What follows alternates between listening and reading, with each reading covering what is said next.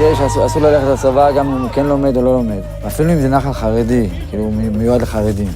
It's a whole different army. When you come in Orthadox, it's with a different head, coming to serve God. 20% of young men lose their religious identity while in the army. That's not a percentage which the Haredi world would be willing to tolerate.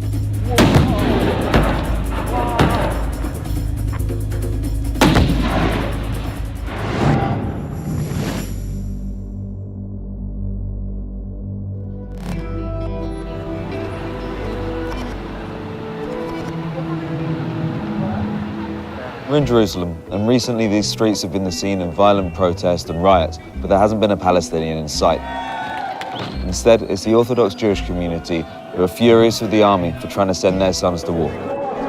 In March of 2014, the Israeli government passed a law requiring the Ulta Orthadox, a community of mostly religious and conservative Jews known as the Haredim, to serve in the Israel Defense Forces.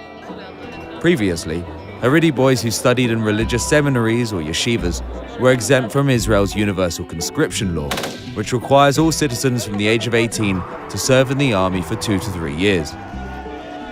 The decision drew fierce opposition from the ultra-Orthodox community, its leaders ordering that no one should comply. I guarantee you it's not going to happen. No yeshiva student will serve in the army by coercion. He'll leave the country, he'll go into hiding, he'll go into the underground, or he'll go into jail. We saw this sentiment echoed throughout the Haredi neighborhoods as anti-IDF posters were put up. The poster is showing how the Israeli government is forcing the religious Jews to go to the army, but the army's values are not that of the yeshivot. There are many things in the army that go on that are, for a religious Jew, not permitted. And that's what you're seeing in this picture, that the religious Jew feels like he's being pulled into the garbage, being what goes on in the army is like garbage to us.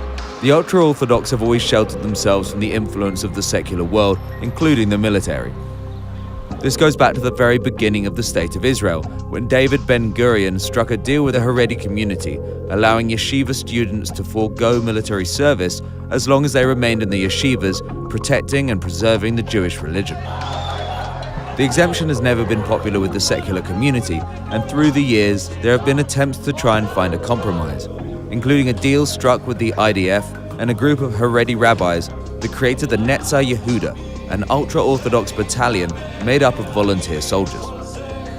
But as the Haredi population grows at an exponential rate, what started as a privilege granted to less than 400 Haredi boys has become a loophole for nearly 60,000. The Haredi community's weak presence in the army and in the workforce has prompted criticism from mainstream Israelis, who see the community as a financial burden to the country as a whole. Vice News went to Mea Sharim, one of the oldest Haredi neighborhoods in Jerusalem, and the site of many anti-military protests. We ran into trouble almost immediately. The Haredim are notoriously cloistered and try to isolate themselves from outside influences. Our being in the neighborhood was no exception to this rule. We jumped out of our car and a guy stopped, stared at us, started twirling his beard, and has now been following us down the road for the last 10 minutes or so. We pulled out the camera and he just launched himself at the cameraman. It's clearly a sensitive community. We managed to make our way to meet Yolish Kraus, the unofficial operations director for the Eda Haredi, one of the most vocal and radical factions of the Haredi community who refuse to recognize the authority of the state and are taking action against the new laws. זה שאסור ללכת לצבא גם אם הוא כן לומד או לא לומד. שנים שבגיוס, לדוגמה, הם לא רוצים באמת, לא צריכים את החיילים. הם רוצים לגייס את החרדים כדי שלא יישאר חרדים. מי שהולך לצבא, בסוף לאט לאט הוא מדרדר, הוא נהיה חילוני. יש מידה עם 2 בנים שהם בגיל הגיוס, 2 קיבלו צו גיוס, והם לא ישנים בבית כבר, אחת לא ישן בבית כבר 1.5 שנה, ואחת חצי שנה לא בבית. אני נלחם, לא בשבילי, אני לא אלך, הילדים שלי לא ילכו לצבא. אנחנו לא ישראלים, אנחנו יהודים. אין לנו שום קשר למדינת ישראל. אנחנו עם ישראל. מדינת ישראל ועם ישראל זה 2 דברים. אנחנו במתקפה כל הזמן, לא רק בגלל הגיוס. בזמן האחרון זה מאבק מי ישלוט. אני טוען שבסוף החילונים יפסידו במאבק. למה? זה רכבת שדוהרת לתהום. זאת אומרת, זה יורד. עכשיו, אנחנו גם ברכבת הזאת, רק אנחנו נזהרים להיות בקרון האחרון. זה מודעות של ה-15 שנים האחרונות. שכל סוגי הרבנים, ספרדים, אשכנזים, ליטאים, חסידים, כל סוגי הרבנים שאמרו שאסור ללכת לצבא. The Haredim, who practice strict observation of Judaic law, which requires a separation of sexes, keeping kosher, and shunning most modern technology, are at odds with secular society. Above all for them is preserving the study of the Torah. We spoke to Jonathan Rosenblum, an expert in Torah study, to see if he could shed some light on the conflict. We are a small community in a modern world which is not generally hospitable to religion. The yeshivas are not just another institution in the society. They are the pupil of the eye of the Haredi world and are guarded as such. For the ultra-Orthodox, the Torah is the organizing value of the entire society. Without it, they cease to exist. So the idea of the Haredi boys being drafted out of yeshiva into the secular world of the military is seen as a distraction at best and a corrupting force at worst. Though the community has ordered its boys to refuse enlistment, some of them have already found their way into the IDF, joining the Netzer Yehuda battalion, created by a band of Haredi rabbis in the IDF in 1999 to integrate Haredi outliers into the military. The relationship between the military and the Haredi community in specific frameworks and very worked out and planned environments can certainly be a win-win situation both for the army, for the state of Israel, and for the Haredi community. What's called the Nachal Haredi or Netzach Yehuda Brigade, that's mostly made up of boys who come from Haredi homes who have really fallen outside of the system prior to going into the army. Many of these young men were in very deep trouble, alienated and so forth. When they find the self-respect and the discipline that they get in the army, they have a much better chance of coming back to full religious observance. So, from those who stray from the righteous path, the Netzer Yehuda seemed like an ideal alternative. The IDF was keen to show us just how ideal by taking us to meet the battalion. We were curious to find out if the recent furore over the new law would affect even this group of Haredi men, a group the IDF sees as a rare success story in the effort to integrate the religious and the secular. So we're driving through the Jordan Valley. We're on our way to meet the only ultra-Orthodox battalion in the entire Israeli army. We're going to be spending the day with them in the desert, watching them running drills, shooting guns, saying prayers, just finding out what their day-to-day existence is like.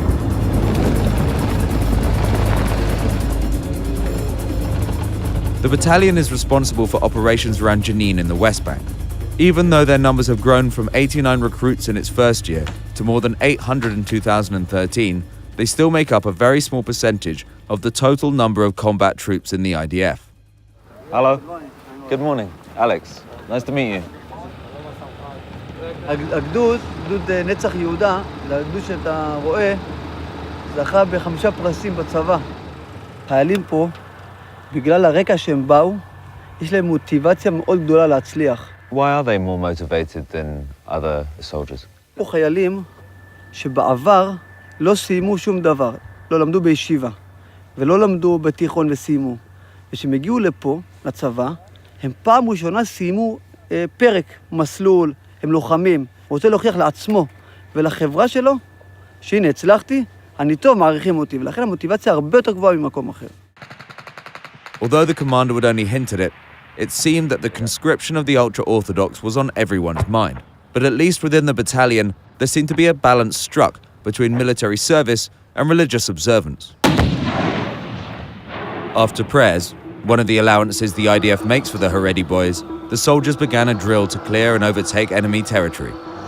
Right now, we're taking that hilltop after heavy artillery fire has just cleared it.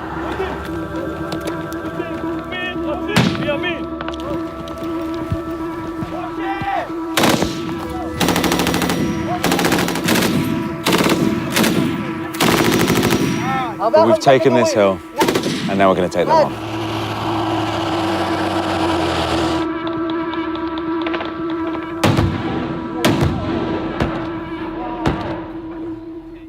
As the exercise ended, we went back up the hill to talk to some of the soldiers about life in the Netzer Yehuda and if things had changed with the new law. Why did you join the army? To be completely honest, I didn't very much want to join. At first, I wanted to be in yeshiva. I started thinking about it. I said, if I'm going to go anyways, then I'm going to do it all the way. And it's a mitzvah. It's a good thing. It's a beautiful thing. You're protecting your country. How do you reckon the experience of an Orthodox Jew is different from your average IDF soldier? It's extremely different. It's a whole different army. When you come in Orthodox, it's with a different head. You're coming to serve God. You're coming with a higher purpose. You're coming with many, many more obligations, with many more restrictions and limitations, many more challenges. You have to sacrifice something. I don't get to study as much as I used to. I don't have time to sit and study. I don't get to do many traditions that I normally want to do. Many things are compromised, but it's for a much bigger thing. It's for a bigger purpose. What do the rest of the Orthodox community make of you joining up? It depends. I mean, there's always the extremists who are against it, and they see somebody in uniform, and it's better to stay away from their areas because it gets actually dangerous. They could beat you up. They could spit at you. Have you ever got abuse from the Orthodox community for signing up to the army? I have no friends who were kicked out of their homes. I have friends who ran away from home because they couldn't stand living with it, or they couldn't deal with the pressure. The thing is that you do what you have to do. You represent God, and you keep being a God-fearing Jew, and you do what you have to do. While the Haredi community's battle is with the government and the IDF, it seems that boys torn between their religion and duty to serve the military are getting caught in the crossfire. Though the battalion has made great efforts to maintain Haredi guidelines, even having a kosher cafeteria, the boys seem to agree that some compromises had to be made.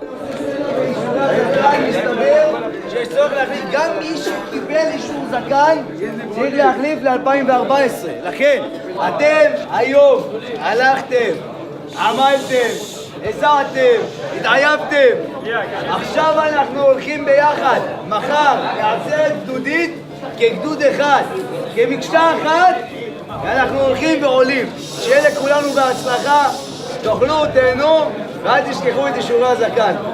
בהצלחה. I just wanted to know if you've had to make compromises with your religious life in order to fit in with the army. אני חושב שחד משמעי זה לא אותו דבר כמו ישיבה, וזה מטבע הדברים לא יהיה ולא דומה לישיבה. אבל סוג של ירידה שצריך לעשות מי שרוצה בעצם לשרת את המדינה ולהגן על התושבים. For these soldiers, serving the country comes at a price, and although they are willing to make that sacrifice, they know that the core of the Haredi community wouldn't agree. What have been your reactions when you saw, the ultra-Orthodox riots? אני לא יכול להתווכח עם אידיאולוגיה, אני יכול להבין את הגישה הזאת. אני לא מנסה פה לשכנע או לא לשכנע מישהו. אני עשיתי את מה שמתאים לי. חברה שבה אני הייתי חי זה נחשב צד יחסית חריג. זה היה קצת קשה בהתחלה מבחינת המשפחה, אבל בסוף למדו לחיות עם זה. Can you explain to me why it wouldn't be easy for your family? התרבות החרדית והתרבות הישראלית החילונית, בוא נאמר, זה שני עולמות שונים. התרבות החרדית היא תרבות שהאמונה שלה באלוקים זה מעל הכל. הם בשביל זה מוכנים להקריב הכל. Recently, they've gone so far as to turn on their own. More and more documented cases have appeared of ultra-Orthodox community attacking Haredi soldiers. It's clear that the hardline Haredim would do anything to keep their sons out of the IDF. But as instability along Israel's borders increases, the IDF's need for more soldiers is only growing. And with the ultra-Orthodox community projected to represent almost 25% of Israel's total population by the late 2050s, it's unlikely that the IDF will back down. The government is moving forward with a new conscription law, setting yearly goals for Haredi enlistment with a benchmark of at least 5,200 new recruits by 2017. If that target is not reached, the softer goals will become mandates, backed up with criminal sanctions for draft dodgers. With current Haredi enlistments falling below targets, it's clear that the Haredim won't go without a fight.